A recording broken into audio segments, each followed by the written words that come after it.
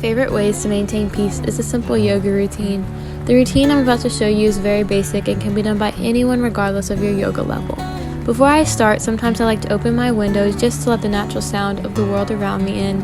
I love to hear the birds chirping and the calm raindrops or whatever sound nature decides to play that day. Keep in mind that I usually do each pose for about 30 seconds to a minute. Most importantly though, just listen to your body. You can always slightly modify each pose to what feels right for you or stay in certain poses longer.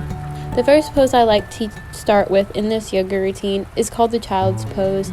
I love starting with this one because it's really good to release tension in your lower back and align your spine.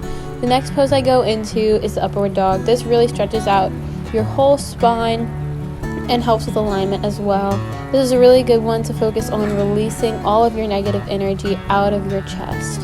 After that, I push up through my hips and take myself into a downward dog. This is also the pose that reminds me the most of my younger sister Elena, who I do this yoga routine with sometimes.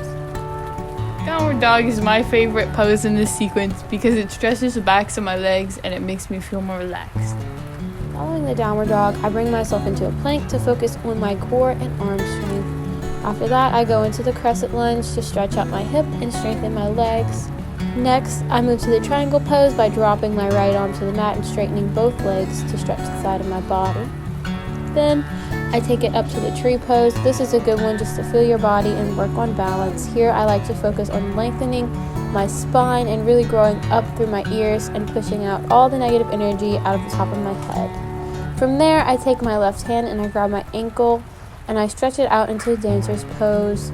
I find that this pose stretches the left side of your back as well as your upper back and left hip. After that, repeat this sequence on the other side, starting with the crescent pose. Finally, after that, our last pose in this sequence is the butterfly. So bring both of your feet together, sitting down on the mat, and take your knees out. Sometimes I like to flop my knees up and down, resembling a butterfly, just to warm up my hips and get a good stretch. And there you have it. That's my yoga routine. I hope it brings you much peace and relaxation.